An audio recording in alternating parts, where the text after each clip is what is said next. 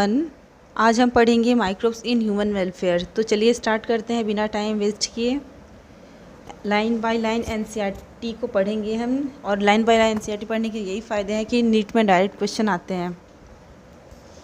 Beside microscopic plants and animal, microbes are the major component of biological system on this earth. Macroscopic plants और animals हैं, जितने भी बड़े बड़े plants animals कितने बड़े बड़े होते हैं, लेकिन ये जो माइक्रोब्स हैं उनका मेजर कंपोनेंट है, सबसे ज़रूरी चीज़ है बायोलॉजिकल सिस्टम पे इस अर्थ के। हम देखते हैं कि बहुत सारी डाइवर्सिटी है लिविंग वर्ल्ड की। हम यहाँ पे 11th में पढ़े हुए थे किंगडम के बारे में, प्लांट किंगडम, एनिमल किंगडम। जैसे इन लोग का इम्पोर्टेंस है, वैसे हमारे लिविंग वर्ल्ड में लिविंग वर्ल्ड जो है, लिविंग ऑर्गेनिज़म कंटेन करते हैं माइक्रो ऑर्गेनिज्म। जितना बड़े प्लांट का, बड़े एनिमल का इम्पोर्टेंस है, उतना ही छोटे एनिमल, छोटे प्लांट का भी इम्पोर्टेंस है। Which are the ones that are only microscopic, कौन से इसमें जो है बहुत ही माइक्रोस्कोपिक है। Microbes are present everywhere, microbes हमेशा हर जगह प्रेजेंट रहते हैं, सॉइल में, एयर में, वाटर में, inside our bodies and that of other animals. जैसे जितने भी अदर एनिमल्स हैं और प्लांट्स हैं, अगर माइक्रोब्स ना रहे तो हम ज़िंदा ही नहीं रहेंगे, हमारा शरीर ज़िंदा ही नहीं रहेगा, प्लांट्स एनिमल्स ज़िंदा ही नहीं रहेंगे, सारी चीज़ें डिग्रेडेड ही नहीं होंगी।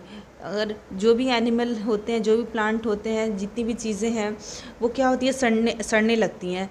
सड़ती हैं किस वजह से? क्योंकि माइक्रोब्स उस पर अटैक करते हैं और सड़ने के बाद उसको डिकम्पोज कर देते हैं। डिकम्पोज करने के बाद वो चीज़ ख़त्म हो जाती है, कन्वर्ट हो जाती है दूसरे चीज़ में। Energy can neither be created not be destroyed but it's convert into another form, एक फॉर्म से दूसरे फॉर्म में ही चेंज होती है।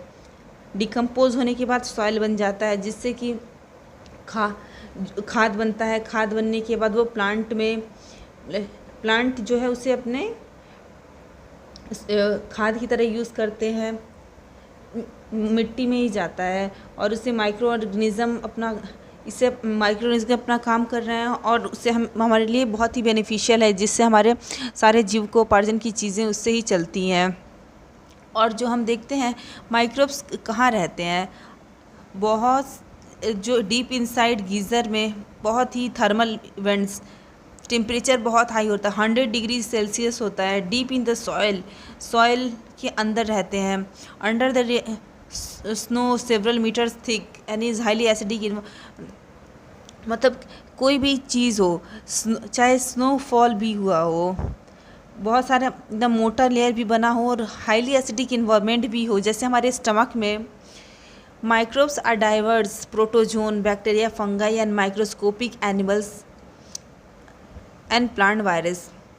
माइक्रोब्स को वो डाइवर्स हैं, डाइवर्स प्रोटोजोन हम एनिमल मीन्स पढ़ते हैं प्लांट किंगडम में। बैक्टीरिया होते हैं, फंगाई होते हैं, माइक्रोस्कोपिक एनिमल है, प्लांट वायरस है। बायोलॉजिकल क्लासिफिकेशन में हमने पढ़ा था, ये सारी चीज़ें क्या हो रही हैं, रिलेट हो रही हैं। वायरॉइड्स हैं, प्रियंस हैं, that are proteinaceous infectious agent, हमने पढ़ा है, ये बहुत ही इंपॉर्टेंट लाइन है। प्रोटीनिशियस वायरस,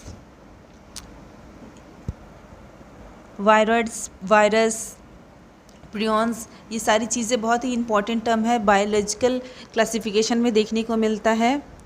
वहाँ से जाके हम रिवाइज करेंगे एक बार, मैं अपने चैनल पे भी पढ़ाऊँगी आप लोगों को ये चैप्टर डिटेल में।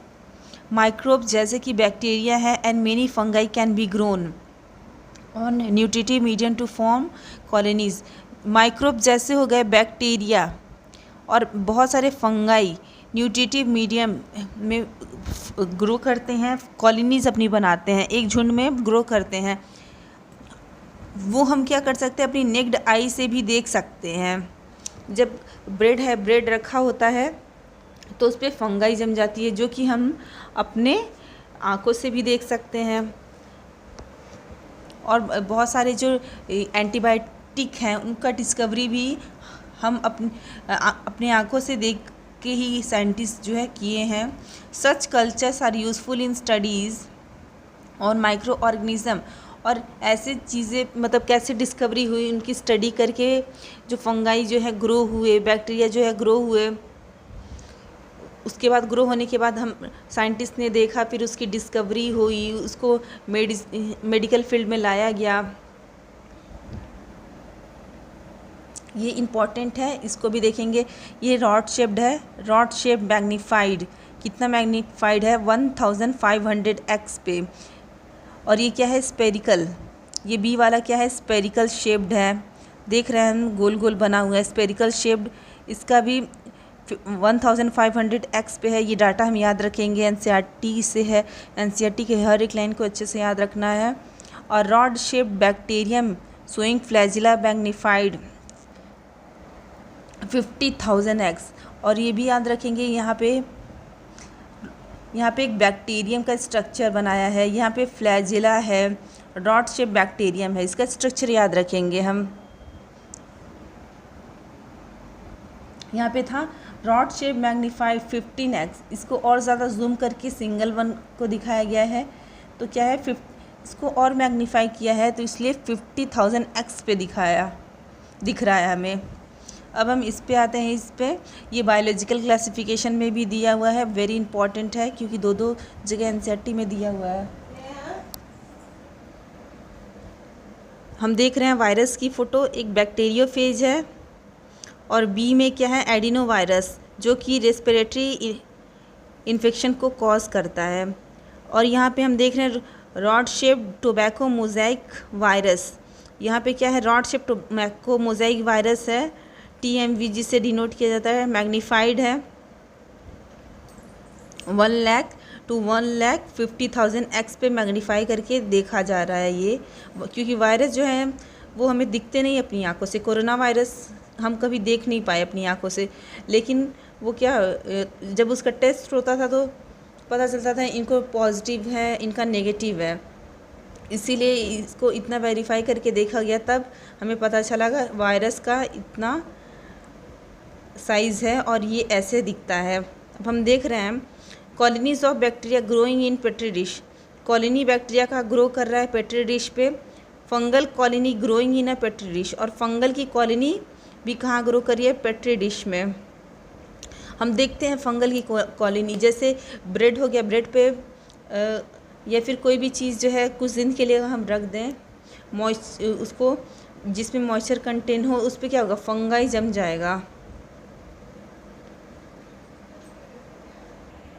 अब हम चैप्टर 7 में पढ़ेंगे, you have read the microbes cause a large number of disease in human being human health and disease में हम पढ़ते हैं बहुत सारे माइक्रोब्स हैं जैसे कि ह्यूमन में डिजीज़ कॉज करते हैं, दे ऑल्सो कॉज डिजीज़, और वही सारे जितने भी माइक्रोब्स हैं वो एनिमल्स और प्लांट में भी डिजीज़ कॉज करते हैं, but they should not make you think that all microbes are harmful. हमने सेकेंड चैप्टर में भी देखा है कि बहुत सारे माइक्रोब्स होते हैं, बैक्टीरिया है जो हमेशा हार्मफुल नहीं होता है, बहुत सारा उसका कंट्रीब्यूशन है जो कि चीज़ों को यूज़फुल भी बनाता है। हमारे हेल्थ के लिए भी बैक्टीरिया अच्छे होते हैं, बैक्टीरिया हार्मफुल भी होता है और यूज़फुल भी होता है, हार्मफुल है तो यूज़फुल भी है, ये सारी चीज़ें हमें माइंड में रख के चलनी होंगी। माइक्रोब जो है हाउस होल्ड प्रोडक्ट में कैसे यूज़ होते हैं, हम ये जान के सरप्राइज होते हैं। माइक्रोब्स और product derive from them every day, जो माइक्रोब्स और वो प्रोडक्ट्स हैं एवरी डे हमें देखने को मिलेंगे। कॉमन एग्जांपल है, एक कॉमन एग्जांपल देखने को मिलता है कि कर्ड जो कि माइक्रो ऑर्गेनिज्म से फॉर्म होता है। कौन सा micro organism? Lactobacillus and other commonly called lactic acid bacteria, जो कि मिल्क में ग्रो होता है, कन्वर्ट कर देता है कर्ड मिल्क को कर्ड में। During growth the LAB produces acid and coagulate and partially digest milk protein, और जो मिल्क का प्रोटीन होता है उसको डाइजेस्ट कर देता है। A small amount of curd added to the fresh milk as uncolum or starter contain million of lab which at a suitable temperature multiply, thus converting milk to curd, which also improve its nutritional quality by increasing vitamin B12 in our stomach too. The LAB play very beneficial role in checking disease causing microbes. अगर हमारे पेट में कोई भी disease form हो रही है तो हम कट के थ्रू, उस अच्छे बैक्टीरिया कट में होते हैं, उसके थ्रू हम अपने पेट को सही कर सकते हैं, क्योंकि उसमें यूज़फुल बैक्टीरिया है। जो एसिड होता है वो बैड बैक्टीरिया, जो हम आटा का गोला बनाते हैं जिसे डो कहते हैं, वो यूज़फुल होता है मेकिंग फूड, जैसे इडली और डोसा। ये भी क्या होता है, फर्मेंट किया जाता है बैक्टीरिया से। जो जैसे हम देखते हैं इडली और डोसा के बैटर को, वो क्या होता है, फूला हुआ, मतलब इडली डोसा जितना वो अच्छे से फर्मेंट होगा हमारा डो, उतना अच्छा पफिनेस बनेगा, CO2 अच्छे से निकला हुआ है, उसमें CO2 का प्रोडक्शन अच्छे से हुआ है, और जितने भी गुड बैक्टीरिया हैं उसमें आ चुके हैं, और वो हमारे पेट में जाके हमारे पेट को अच्छे डाइजेशन में हेल्प करते हैं। हमारा स्टमक जो है अच्छा हो जाता है, अच्छे से काम करता है। What do you think that bacteria for all this fermentants come from? Bacteria इस फर्मेंटेशन से कहाँ से आते हैं? जैसे डो में ब्रेड मेकिंग में यूज़ होता है बेकरी सैक्रोमाइसिस बैक्टीरिया, इसका यूज़ किया जाता है। जैसे हम देखते हैं बेकिंग पाउडर होता है, इसमें क्या है, वो ईस्ट का ही एक फॉर्म होता है, सैक्रोमाइसिस सेरेविसी। और number of traditional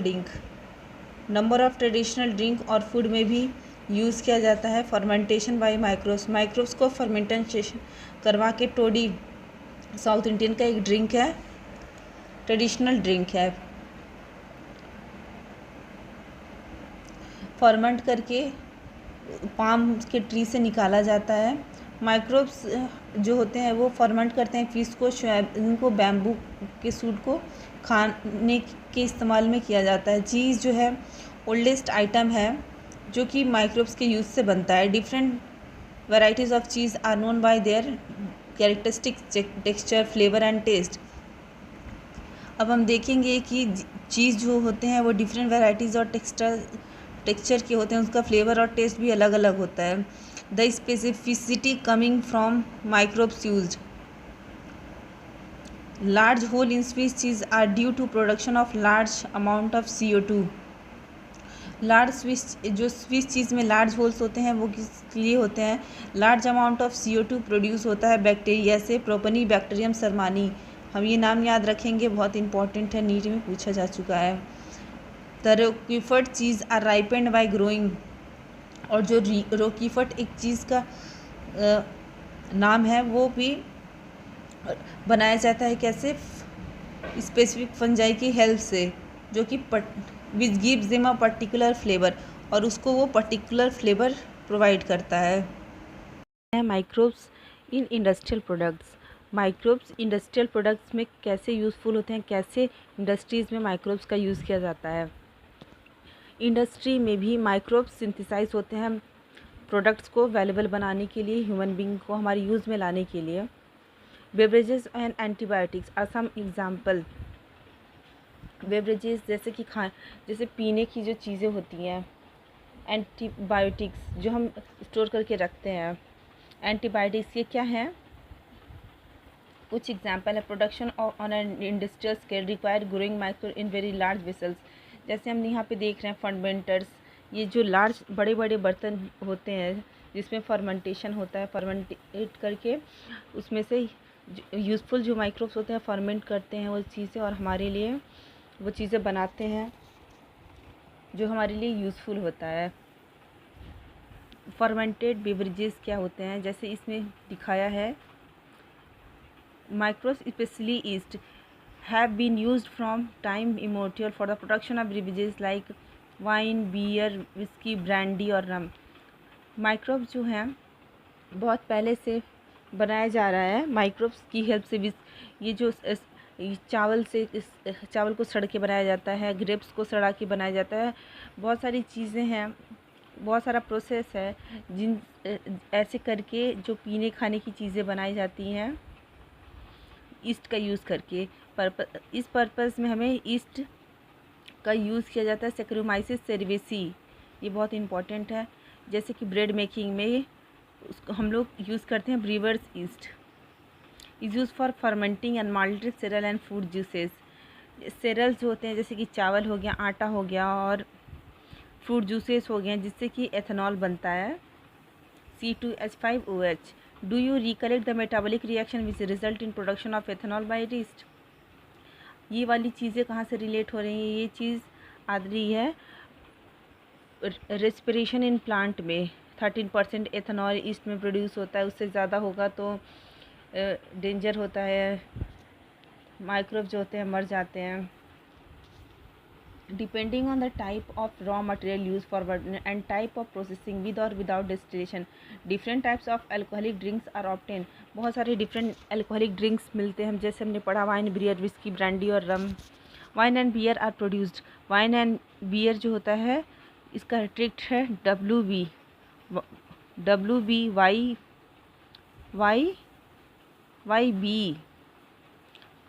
without distillation.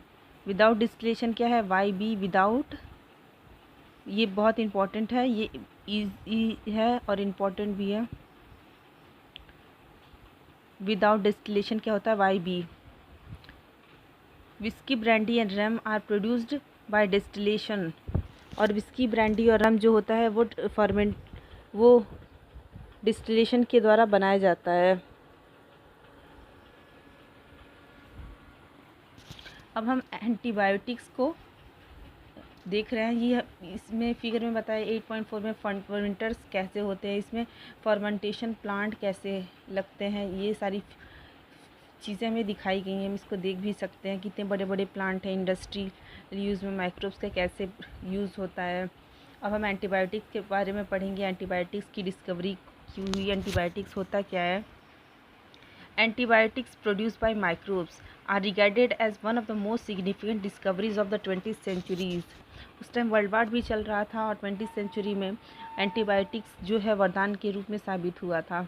हमारे ह्यूमन सोसाइटी में, हमारे वॉर में जितने भी आर्मीज़ थे उन सब के लिए कितना यूज़फुल रहा है। एक दवा की वैल्यू उस टाइम हमें पता चलती है जब हम जीवन को खोने के कगार में रहते हैं। एक दवा कितना यूज़फुल होता है। एंटीबायोटिक्स हमारे लिए वरदान का ही रूप साबित हुआ। एंटी मीन्स क्या होता है, against. Bio means life, against life, जो चीज़ें जो हमें बचा सकती हैं चीज़ें। अगेंस्ट लाइफ, जो हमारे अगेंस्ट लाइफ है उसको हम लाइफ के अगेंस्ट जो है उसको हमारे फेवर में कैसे लाया जाता है वो एंटीबायोटिक्स के थ्रू हम जानते हैं। In the context of disease causing or where with reference to human being they are pro life and not against. जैसे कि ह्यूमन बींग्स में प्रो लाइफ, नॉट अगेंस्ट, हमारे यूज़फुल के लिए है, हमारे अगेंस्ट नहीं है। ये अगेंस्ट लाइफ मीन्स अगेंस्ट वो लाइफ जो कि ह्यूमन बींग्स को नुकसान पहुंचाए। नॉट फॉर, हमारे अगेंस्ट नहीं है, ये बाय बैक्टीरिया के अगेंस्ट है। ये चीज़ें याद रखनी पड़ेगी। Antibiotics are chemical substance which are produced by some microbes can kill or retard the growth of other disease causing microbes. जो अदर डिजीज कॉजिंग माइक्रोब्स हैं, लिविंग का लिविंग से, वो भी लिविंग है इसीलिए अगेंस्ट लाइफ है। माइक्रोब्स भी लिविंग होता है और ह्यूमन बींग्स भी लिविंग होता है। ह्यूमन बींग्स यानी एनिमल भी उसमें आते हैं क्योंकि जो रैट है और जितने भी एनिमल हैं, कैट है, डॉग है, क्या होता है उन्हें अगर हमें दवाई देना है उन्हें तो उस पर एक्सपेरिमेंट करके तो देखा जाता है। You are familiar with the common use antibiotic penicillin से हम फैमिलियर हैं। Do you know that penicillin first antibiotic penicillin ही फर्स्ट एंटीबायोटिक है डिस्कवर्ड है। ये बहुत इंपॉर्टेंट है, नीट में बार पूछा गया है।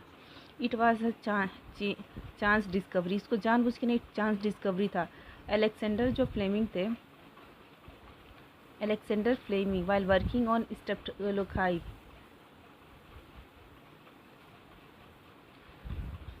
ये किस पे काम कर रहे थे, streptococci bacteria. Alexander Fleming while working on streptococci bacteria. Observe किए mould growing in one unwashed culture plates around streptococci could not grow. जिस पे वो ग्रो कराना चाह रहे थे वो स्टेफिलोकोकाई ग्रो नहीं हुआ। He found out that it was due to chemical produce, ये जैसे था chemical produced by the mould and name it penicillin. वो एक केमिकल प्रोड्यूसर जो ग्रो कराना चाह रहे थे अलेक्जेंडर फ्लेमिंग, वो ग्रो नहीं किया। स्टेफिलोकोकाई नहीं ग्रो हुआ, क्या ग्रो हो गया उसमें, दूसरा कोई केमिकल प्रोड्यूस हो गया। उन्होंने उसका नाम दिया पेनिसिलिन। आफ्टर द माउल्ड करने के बाद पेनिसिलिन नोटाटम इसका नाम रखा गया। Its full potential as an effective antibiotic was established much later. इसका फुल पोटेंशियल मतलब इफेक्टिवली कि पूरी अच्छी तरीके से घाव को कैसे ठीक कर दे, ये किया गया Ernst Chain and Howard Florey. ये भी बहुत इम्पोर्टेंट है, इसके द्वारा किया गया Ernst Chain and Howard Florey. ये नाम बहुत बार आ चुका है नीट में, तो इसको हम ध्यान से याद रखेंगे, वेरी इम्पोर्टेंट है। और ये जो antibiotic was extensively use to treat American soldier found in world war second में Alexander Fleming, Ernst Chain and Howard Florey award किए गए नोबेल प्राइज़ से 1945। इसकी डिस्कवरी के लिए उन्हें नोबेल प्राइज़ भी दिया गया, क्योंकि बहुत बड़ी बात है ये सेकेंड वर्ल्ड वॉर के टाइम पे कितने आर्मी लोग को, कितने जितने भी नागरिक होंगे, सिटीज़न होंगे, उनकी कितनी हेल्प हुई होगी एक पेनिसिलिन नोटाटम की डिस्कवरी से। After penicillin antibiotics also purified from other microbes. Penicillin के बाद दूसरे भी एंटीबायोटिक्स प्यूरिफाई किए गए दूसरे माइक्रोब्स से। Can you name some other antibiotic found their resource. Antibiotics have greatly improve our capacity to, antibiotics greatly improve कर दी हमारी कैपेसिटी को टू ट्रीट डेडली डिजीज़, जैसे कि बहुत सारी डेडली जिससे खतरा होता है, प्लेग यू हो गया, वूफिंग कफ को काली खांसी बोलते हैं, डिप्थीरिया, गाल घोटू, लिप्रोसी, कुष्ठ रोग, जिससे बहुत लोगों की जान चली जाती थी, मिलियंस लोगों की पूरे वर्ल्ड में, वो बहुत ही कम हो गया विदाउट एंटीबायोटिक्स। हम मतलब इमेजिन भी नहीं कर सकते हैं कि हमारा लाइफ क्या होता। ये आप देख सकते हैं, प्लेगू, वूफिंग कफ, काली खांसी, डिप्थीरिया, गाल घोटू, लिप्रोसी, कुष्ठ रोग, कितनी भयंकर भयंकर बीमारियां हैं। Chemical enzymes and other bioactive molecule. Microbes are also used for commercial and industrial production of certain chemical like organic acid, alcohol. Enzymes को बनाने के लिए माइक्रोब्स का यूज़ किया जाता है। एग्जाम्पल ऑफ एसिड प्रोड्यूसर जैसे कि Aspergillus niger, a fungus of citric acid, Acetobacter aceti, a bacterium of acidic acid, Clostridium butylicum, a bacterium of butyric acid, Lactobacillus, a bacterium of lactic acid. ये जो para है ये बहुत ही important है, very very very very important. इसे हज़ारों बार question पूछा गया है नीट में।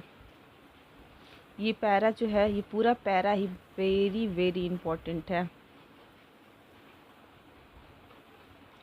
यहाँ पे ईस्ट जो है Saccharomyces cerevisiae, use for commercial production of ethanol. Yeast हमने पढ़ा था, ethanol, Saccharomyces cerevisiae, brewer's yeast. Microbes are also use for production of enzymes, और माइक्रोब्स जो है इंजाइम के भी प्रोडक्शन में यूज़ होते हैं। जैसे कि हो गया lipases used in detergent formulation, useful oil stains from the lipases, lipids lipase. ये क्या होता है, ऑयल जो होता है, लिपिड्स होता है वो, ये जितने भी लॉन्ड्रीज में ऑयल के स्टेन होते हैं उसमें रिमूव करने के लिए यूज़ किया जाता है।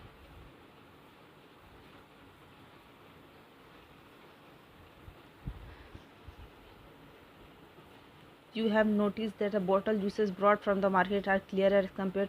जब हम देखते हैं कि घर पे हम जूस बनाते हैं और बाहर जो जूस रहता है उसमें बहुत सारा डिफरेंस होता है, इसीलिए मार्केट से हम ला के देखते हैं कि बहुत मतलब एकदम ट्रांसपेरेंट है। क्यों ऐसा होता है, क्योंकि इसमें एक इंजाइम का एडिशन होता है इसलिए। पेक्टिनेजेस एंड प्रोटीएसेस का यूज़ होता है बॉटल जूसेस जो होते हैं, इसीलिए बहुत ही क्लियर हमें दिखते हैं। स्ट्रेप्टोकाइनेज जो कि बैक्टीरियम स्ट्रेप्टोकोकस से मॉडिफाई करके genetic clot buster for removing clots from the blood vessels of patient who have undergone cardial infection, जो कि मतलब क्या बोलते हैं, क्लॉट जैसे हमारे हार्ट में कोई प्रॉब्लम हो गई है, उसमें क्लॉटिंग हो गया है, कोलेस्ट्रॉल बढ़ गया है ज़्यादा उसकी वजह से, तो क्या होता है माइकोकार्डियल इन्फेक्शन, जिससे कि हार्ट अटैक हो सकता है। उसको जो क्लॉट है उसको ब्रस्ट करने के लिए यूज़ किया जाता है। ये बहुत इंपॉर्टेंट है। Streptokinase, Streptococcus and modified clause buster for removing, कितना यूज़फुल है ये, हमारे लिए वरदान ही है। अगर ये नहीं रहता तो कितने जो है पेशेंट जो हार्ट अटैक से मर जाते। Now we are looking on another bioactive molecule, cyclosporin A, immunosuppressive agent in organ transplant patient, is produced by fungus Trichoderma polysporum. ये fungus Trichoderma polysporum, cyclosporin Trichoderma, यहाँ पे जो शॉर्ट ट्रिक है इसके मैं बाद में बताऊंगी आप लोग को एक अलग वीडियो बना के। Statin produce by the yeast Monascus, और स्टैटिन जो होता है, statin produce by yeast Monascus purpureus has been commercialised as blood cholesterol reducing agent. It was completely inhibiting the enzyme responsible synthesis of cholesterol. जो statin है yeast Monascus purpureus से extract होता है, वो ब्लड कोलेस्ट्रॉल लोअरिंग एजेंट में काम आता है। हमने देखा दो जगह ये बात हुआ, हार्ट का और कोलेस्ट्रॉल का बात, एक स्ट्रेप्टोकाइनेज और एक स्टैटिन। स्ट्रेप्टोकाइनेज बैक्टीरियम है स्ट्रेप्टोकोकस, और यहाँ पे स्टैटिन है ईस्ट है, ब्लड कोलेस्ट्रॉल लोअरिंग एजेंट में यूज़ होता है। ये रिस्पॉन्सिबल होता है सिंथेसिस ऑफ कोलेस्ट्रॉल के यूज़ में होता है। अब हम देखेंगे microbes in sewage treatment. Microbe sewage treatment में कैसे काम आता है। जैसे हम जानते हैं कि large quantities of waste water are generated, large quantities waste water की हर दिन जनरेट होती रहती है। बहुत लार्ज अमाउंट में वाटर जो है ये जनरेट होता रहता है। हमारे घर से गंदगियाँ निकलती हैं, हॉस्पिटल से जितने भी फ्लैट वगैरह हैं, हर एक चीज़ें हैं, हम देखते हैं कि वहाँ से कितने लोग रहते हैं, कितना मतलब वेस्ट प्रतिदिन निकलता है every day, we can't imagine also. Large quantities of waste are generated in everyday cities and towns में a major component of this waste is human excreta। सुबह सुबह हर एक इंसान, each and every human being, they have to go to the washroom and they have to remove their excreta. This municipal waste is called sewage. It contains large amount of organic matter and microbes, many of which are, and these matter and microbes are pathogenic to us for human beings. These huge urban waste is disposed of daily. It is possible. Do you wondering how impossible this is without help of microbes? हम हर जगह वही देखते, अगर microbes नहीं रहते तो कितना means हर जगह में वही दिखता, वही गंदगी, वही हर एक चीज़। सोचिए माइक्रोब्स हमारे लिए कितना यूज़फुल है। This cannot be discharge into natural water bodies, like अगर ये नेचुरल वाटर बॉडीज़ में डायरेक्टली इन्हें डिस्चार्ज कर दिया जाए रिवर स्ट्रीम्स में, तो आप समझते हैं उसके बाद क्या होगा। Before disposal sewage is treated in, disposal के पहले जो सीवेज होता है इसको ट्रीट किया जाता है sewage treatment plant STPs, to keep less polluting, environment को लेस पॉल्यूट बनाने के लिए इससे पहले ट्रीट किया जाए। Treatment of water is done by heterotrophic microbes, you have to remember this, not homotrophic microbes, heterotrophic microbes in naturally present in the sewage. Heterotropic microbes are naturally present in sewage. This treatment is carried out 2 stages. First stage is the primary treatment. Primary treatment, physical removal of particles. Large and small particles are removed from sewage through filtration and sedimentation. जो बहुत बड़े बड़ी चीज़ें होती हैं, भारी भारी चीज़ें, वो क्या होती हैं, पहले ही नीचे बैट मीन्स फिजिकल, जैसे लार्ज और स्मॉल जैसे चीज़ें हैं, फिल्ट्रेशन सेडिमेंटेशन से उससे निकाल दिया जाता है. ऊपर में जो चीज़ें हैं जो हल्की हैं वो पहले मतलब ऊपर में बह रही हैं तो उन्हें पहले छान लिया जाएगा. Floating debris is remove sequential filtration से, जैसे कि फ्लोट कर रहा है जो चीज़. Then grit, soil and small pebbles remove किए जाएंगे सेडिमेंटेशन के द्वारा. ऑल सॉलिड्स आर सेटल, जितने भी सॉलिड जो सेटल हैं उसको हम लोग प्राइमरी स्लज बोलते हैं. सुपरनेटेंट फॉर्म द इफ्लुएंट, और सुपरनेटेंट जो क्या होता है, जो चीज़ें घुल जाती हैं, गाढ़ा हो जाती हैं, उसको हम लोग सुपरनेटेंट, वो क्या करेंगे, इफ्लुएंट बनाएंगे. Effluent from the primary settling tank is taken for secondary treatment. और जो गाढ़ी चीज़ें होती हैं वो सेकेंडरी ट्रीटमेंट के लिए ले लिया जाता है. सेकेंडरी ट्रीटमेंट अब हम देखेंगे. सेकेंडरी ट्रीटमेंट को बायोलॉजिकल ट्रीटमेंट भी बोला जाता है. Primary effluent is passed into, जो प्राइमरी इफ्लुएंट है वो लार्ज इरिगेशन टैंक में पास कर दिया जाता है. उसके बाद जहाँ पे उसको लगातार घुमाया जाता है मैकेनिकली, और उसमें पानी, ये जो एयर जो है पंप होता रहता है. इसमें क्या होता है, माइक्रोब जो है ग्रो कर जाते हैं फ्लॉक्स में. बहुत सारे बैक्टीरिया एक साथ ग्रो करते हैं. Fungal filament to form mesh like structure, ऐसे मेश लाइक स्ट्रक्चर इसमें बन जाता है. ऐसे करके बहुत सारा मेश लाइक स्ट्रक्चर बन जाएगा उसमें. जैसे ग्रो करेंगे कंज्यूम मेजर अमाउंट, और इसमें से जब वो ग्रो करेंगे तो क्या होगा, ऑर्गेनिक मैटर को उसमें कंटेन किए रहेंगे सिग्निफिकेंट. और जब बहुत सारे बैक्टीरिया रहेंगे तो क्या करेंगे, बीओडी को रिड्यूस कर देता है. BOD refers to the amount of oxygen that would consume organic matter in 1 liter of oxygen. The sewage is till BOD is reduced. जैसे बहुत सारे बैक्टीरिया हैं तो बहुत सारा BOD लगेगा, कम बैक्टीरिया है तो कम BOD लगेगा. BOD rate of uptake of microbes in a sample of water. BOD is a measure of organic present in the water. The greater the BOD, जितना ज़्यादा BOD है उतना ज़्यादा polluting है. BOD is directly proportional to, हम देखेंगे कि क्या होता है. जो BOD है, बायोकेमिकल ऑक्सीजन डिमांड, BOD वो क्या होता है, ये डायरेक्टली प्रोपोर्शनल होता है पोल्यूशन के. जितना ज़्यादा BOD है उतना ज़्यादा पोल्यूशन है. BOD कम हो जाएगा तो माइक्रोब्स हैं तो ज़्यादा ऑक्सीजन का रिक्वायरमेंट ज़्यादा है, लेकिन माइक्रोब्स कम होने पे पता चल जाएगा कि पोल्यूशन भी कम हो चुका है.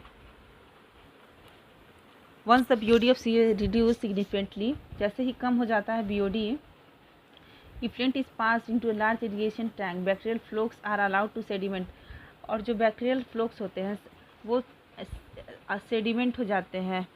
सेडिमेंट को हम लोग एक्टिवेटेड स्लज कहते हैं. Small part of activated sludge is pump back into the irrigation tank. तो मतलब जैसे हम दही जमाने के लिए इनकुलम को लेते हैं, वैसे ही एक्टिवेटेड स्लज में भी इनकुलम को डालना पड़ता है. Remaining part of the sludge is pumped in to large tank. Remaining part जो है लार्ज टैंक में डाल दिया जाता है. Anaerobic sludge digester, other kinds of bacteria which grow anaerobically.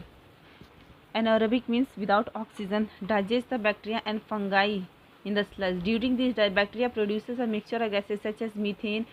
इसमें बहुत सारे several gases, और this is the very important line. Which gases? Methane, hydrogen sulfide and carbon dioxide. Methane, hydrogen sulfide and carbon dioxide. CH4, H2S and CO2. इसको हम लोग biogas कहते हैं. Source of energy, जैसे ये क्या होता है, खाना बनाने के काम आता है. बायोगैस जो गांव में गोबर गैस बनता है उसमें ये खाना बनाने के भी काम आता है हमारे. The effluent from the secondary treatment is generally release into natural water bodies. और जो इफ्लुएंट होता है सेकेंडरी ट्रीटमेंट के बाद वो क्या होता है, वो नेचुरल वाटर बॉडीज़ में बहा दिया जाता है. You can you can appreciate how microbes play a major role in treating millions of gallons of waste water. हम मतलब अप्रिशिएट कर सकते हैं, क्योंकि बहुत बड़ी बात है कि माइक्रोब्स कैसे हमारे लाइफ में इतना अच्छा रोल प्ले करते हैं। और ये जो प्रोसेस है प्राइमरी ट्रीटमेंट, सेकेंडरी ट्रीटमेंट, बहुत ही सालों से यूज़ किया जा रहा है पूरे world wide. No man made technology has been able to rival microbial treatment of sewage. ये भगवान का ही देन है। इस वजह से you can imagine we are studying science but you have to believe in God. Without microbes, who created microbes? God created microbes. सबकी अपनी अपनी एग्जिस्टेंस, अपनी अपनी समझ होती है, पर we have to agree that कितनी बड़ी बात है ये। You are aware that due to increasing urbanisation sewage is being produce in large quantities then even before. Untreated sewage is discharge directly into river leading. और हम बिना treatment के ही अगर सीवेज को डिस्चार्ज करते हैं रिवर में, जैसे हम देखते हैं यमुना गंगा में कितनी कितनी गंदगी को वैसे डिस्चार्ज कर दिया जाता है। स्पिरिचुअलिटी के हिसाब से देखा जाए तो गंगा मैया को कितना मतलब हम पोल्यूट कर देते हैं, और कोई हम उसमें नहाते भी हैं, उससे पानी भी निकाल रहे हैं, कितना ज़्यादा हम अपने आप को ही नुकसान पहुंचा रहे हैं ये सब करके। The ministry of environment and forest, ministry environment और फॉरेस्ट की इनिशिएट किए थे एक Ganga action plan and Yamuna action plan. Under this plan it is proposed to build a large number of sewage treatment plants so that only treated sewage may be discharged into the river। इससे क्या हुआ था, under इस plant में ये propose किया जैसे sewage treatment only treated may be discharge. Visit to a sewage treatment plant situated in any place nearby will be interesting and मतलब हम लोग अगर जाएँ सीवेज ट्रीटमेंट प्लांट अगर हमारे आसपास लगा हुआ है तो वहाँ जाके हम देखें तो हम एक बहुत ही अच्छा एक्सपीरियंस करेंगे। हम अपने आप को शिक्षित कर पाएंगे कि हाँ ये कितनी बड़ी बात है कि मतलब माइक्रोब्स कैसे यूज़फुली हमारे डे टू डे लाइफ में इतना अच्छा रोल मतलब प्ले करते हैं। नहीं तो हमारा पूरा इन्वायरमेंट पोल्यूट हो जाता और हम रहने मतलब इस इन्वायरमेंट में रहने के काबिल नहीं हो सकते थे। Microbes in production of biogas. अब हम देखेंगे माइक्रोब्स का प्रोडक्शन बायोगैस में कैसे होता है।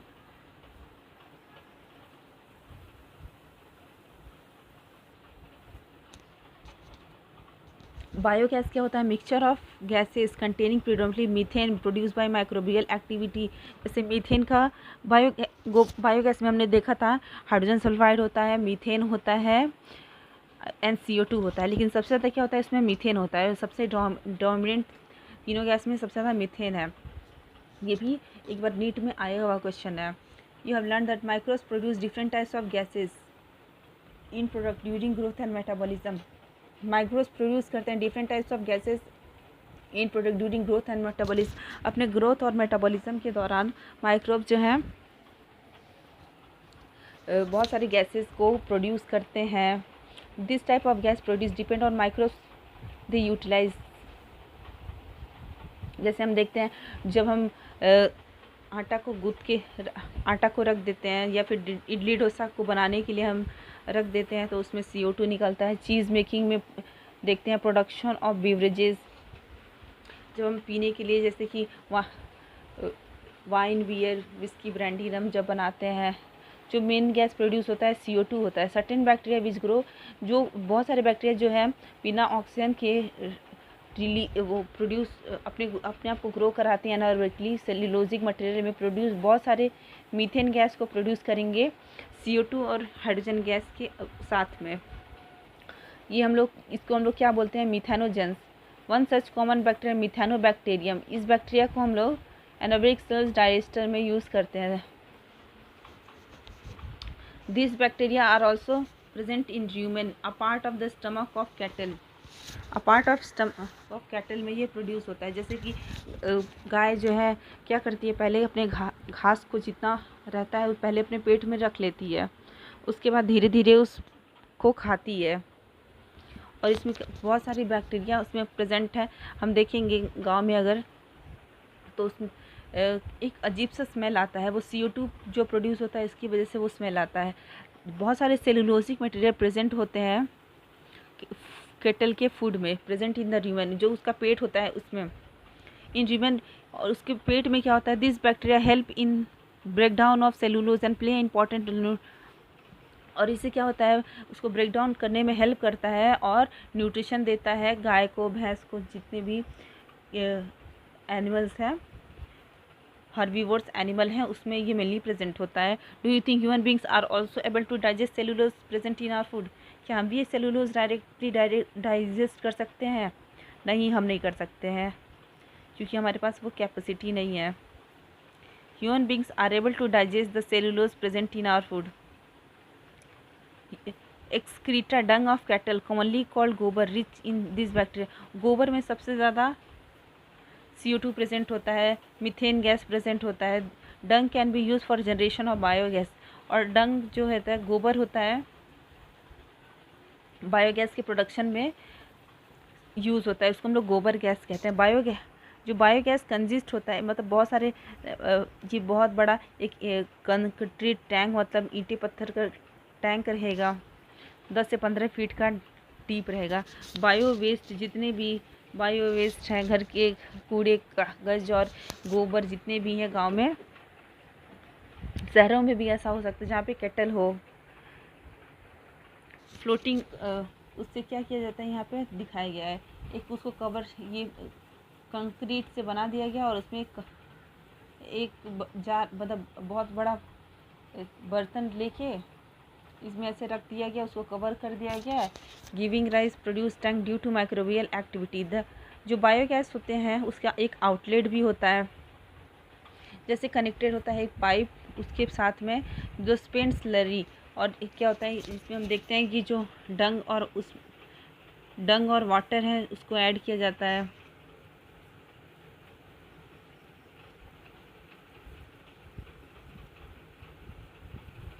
The biogas plant has an outlet which is connected to a pipe to supply biogas to nearby houses.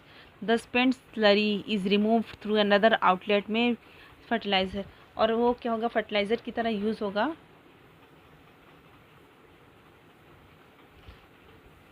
हम यहाँ पे देख रहे हैं, यहाँ पे इनपुट हो रहा है, यहाँ से क्या होता है, वो जो ये उसको खाद की तरह भी यूज़ किया जाता है। Cattle dung is available in large quantities rural areas where cattles are use for variety of purpose. जैसे हम देखते हैं बहुत सारी पर्पज़ के लिए कैटल का यूज़ किया जाता है। गाय खेत को जोतने के लिए, और गाय जो होती है दूध देती है। Biogas are also more built in rural area. Biogas ये शहरों में भी बनाया जाता है, गाँवों में भी बनाया जाता है। Biogas produce in large cooking और लाइटिंग में यूज़ किया जाता है। बायोगैस इस हमें दिखाया गया 8.8 में। टेक्नोलॉजी ऑफ बायोगैस डेवलप्ड हुआ था इंडिया में due to efforts of Indian agriculture research institute. Very important, ये इसका फुल फॉर्म भी आ सकता है नीट में। खादी एंड विलेज इंडस्ट्रियल, ये भी KVIC। If your school is situated in a village or near a village you do very interesting to कर, मतलब हम जाके वहाँ पे विजिट कर सकते हैं और नॉलेज ले सकते हैं। Microbes are bio control agent. अब हम पढ़ें कि माइक्रोब्स को बायो कंट्रोल एजेंट के रूप में कैसे यूज़ किया गया है, और हमारा चैप्टर ख़त्म ही होने वाला है।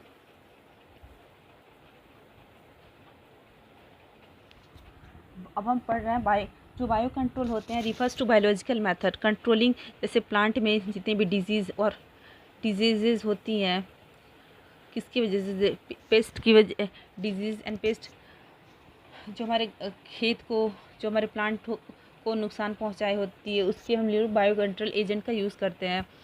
These problems have been tackled increasing by use of chemical. ये प्रॉब्लम को मतलब ज़्यादा से ज़्यादा लोग क्या करते हैं अपने आराम के लिए, कि वो केमिकल को डाल देते हैं, बस हो गया।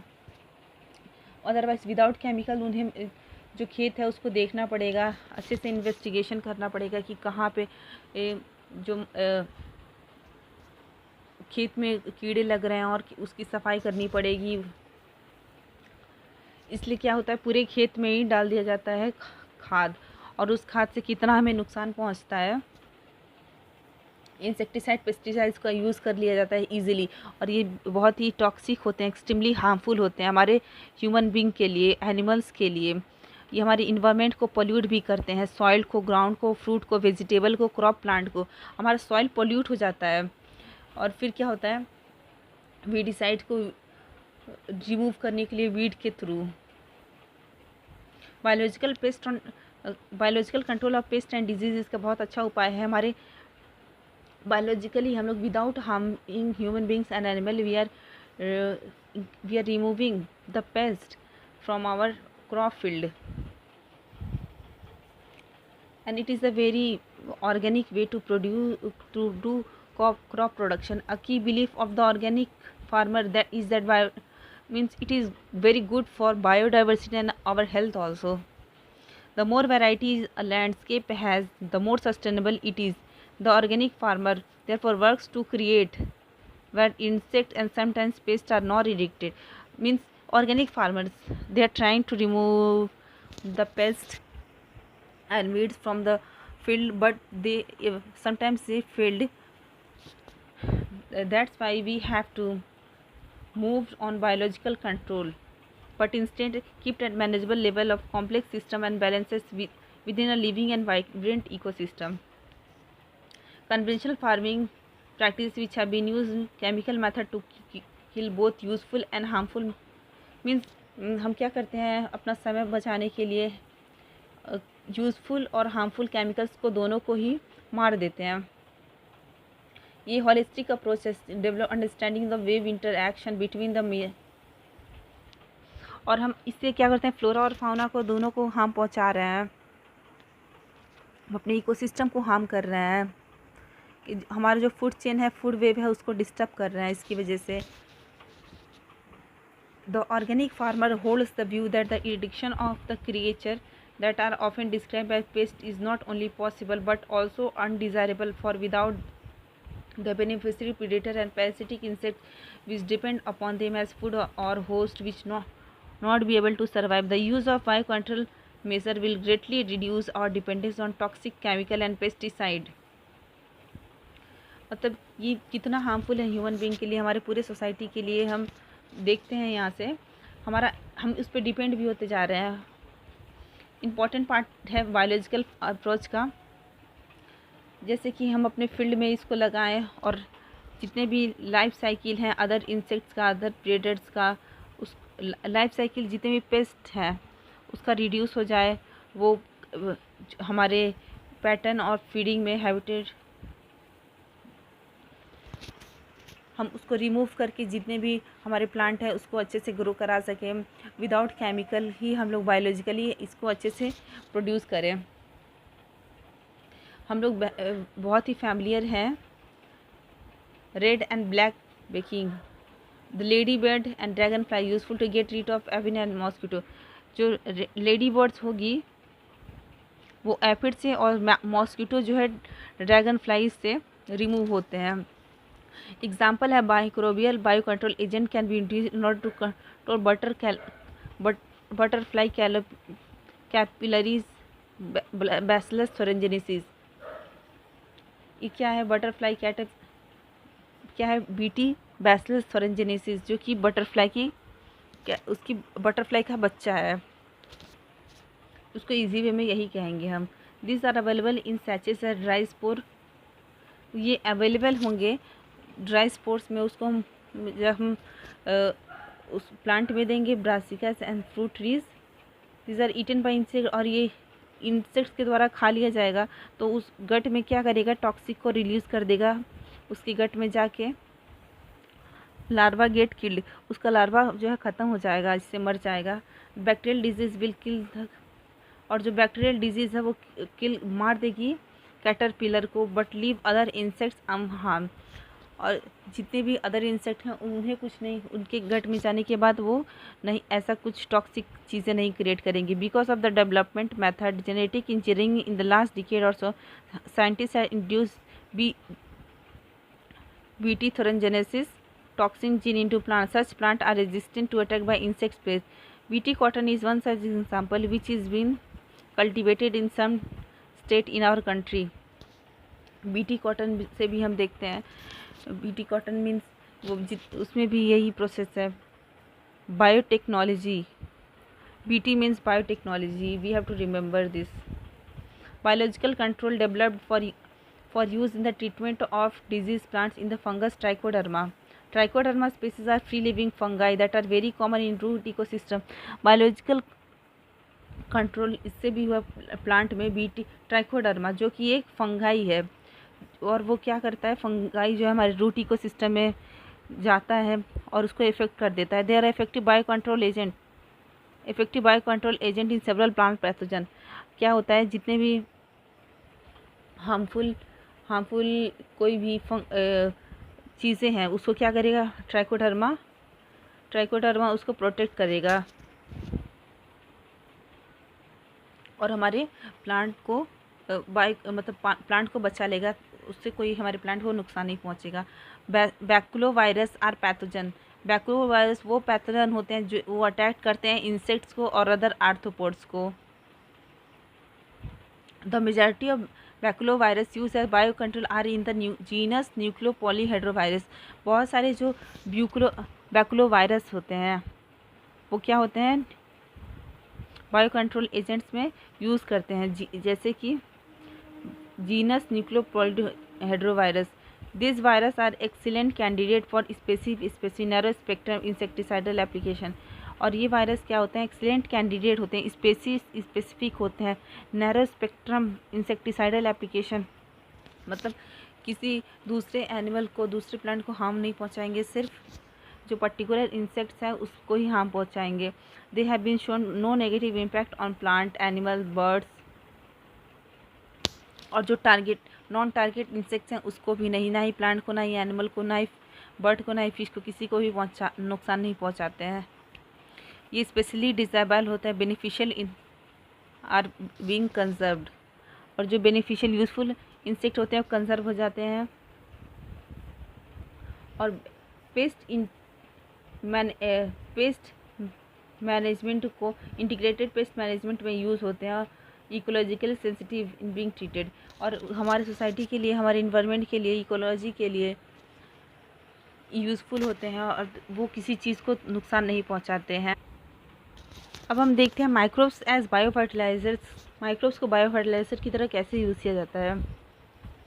With our present day life style, environmental pollution is a major cause of concern. Environment का पोल्यूशन है बहुत ही मेजर कंसर्न है, हर चीज़ में वो हमें नुकसान पहुंचा रहा है, हमारी ह्यूमन सोसाइटी के लिए, हमारे लिविंग वर्ल्ड के लिए कितना ये नुकसानदायक है। The use of chemical fertilizers to meet the ever increasing demand on it produces contributors into. और ये जो केमिकल से जो हमारी चीज़ों को, हमारे इन्वायरमेंट को जो नुकसान पहुंचा रहा है, वो हम अपनी आंखों से देख सकते हैं, कितनी चीज़ें तबाह होती जा रही हैं केमिकल से। हमारा सॉइल जो है कुछ सालों में हमारा सॉइल जो है अनफर्टिलाइज हो जाएगा, वो प्रोडक्शन भी नहीं करेगा, तो भूखमरी की मतलब कितना भूखमरी हो जाएगा पूरे संसार में, ये देखने को मिलेगा हमें। ऐसा दिन भी आने वाला है in future. We have now realise that problems are over chemical fertilizer, ये सबसे मेन प्रॉब्लम, लार्ज प्रेशर। इसीलिए हम ऑर्गेनिक फार्मिंग में स्विच करते जा रहे हैं। जो यूज़ है बायो फर्टिलाइज़र का, इंक्रीज न्यूट्रिएंट क्वालिटी, मतलब सॉइल की जो क्वालिटी है उसको तो ख़राब नहीं करता है। Main source of bio fertilizer की मेन सोर्स है बैक्टीरिया, फंगाई, साइनोबैक्टीरिया। हमने पढ़ा है जैसे root nodules of leguminous plant form by symbiotic association of rhizobium, जो ये इम्पॉर्टेंट है।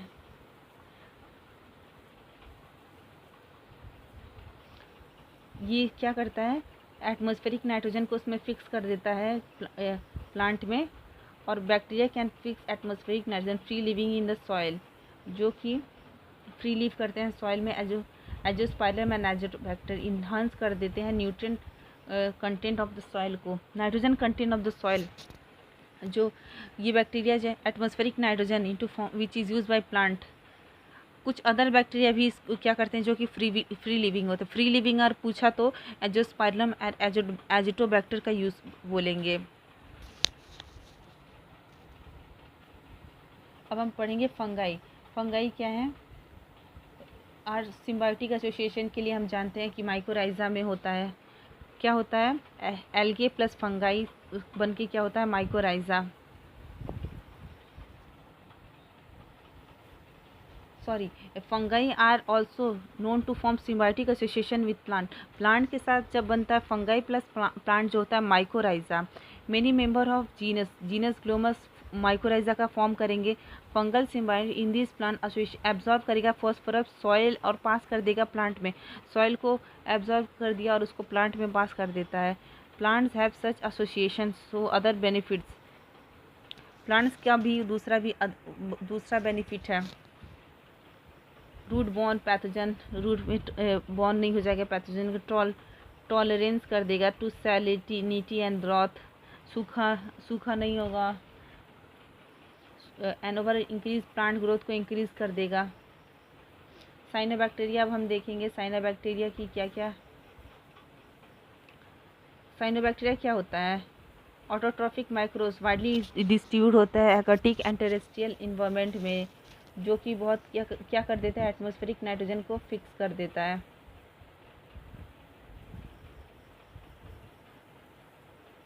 जैसे कि Anabaena and Nostoc Oscillatoria, very important. Paddy field में साइनोबैक्टीरिया इंपॉर्टेंट रोल करता है बायो फर्टिलाइजर की तरह। Blue green algae also add organic matter to the soil, increase इसकी फर्टिलिटी को भी इंक्रीज कर देता है। हमारी कंट्री में large number of bio fertiliser available हैं मार्केट और फार्मर्स जिसका यूज़ कर देते हैं रेगुलरली, जिससे कि हमारा सॉइल जो केमिकल है उस पर डिपेंडेंस कम हो जाए, हम बायो फर्टिलाइज़र और ऑर्गेनिक चीज़ों पे ज़्यादा डिपेंड हो, विदाउट केमिकल हम अपने क्रॉप का प्रोडक्शन करें, जिससे हमारा हेल्थ भी अच्छा रहेगा और हम स्वस्थ भी रहेंगे हर एक फील्ड में। Because health is wealth, without health we can't do anything, we can't earn money, we can't do anything, we can't do our daily ritual activities. Thank you everyone. अब हम नेक्स्ट चैप्टर में जल्दी ही मिलते हैं, तब तक के लिए धन्यवाद। आप लोग अच्छे से पढ़ाई करें।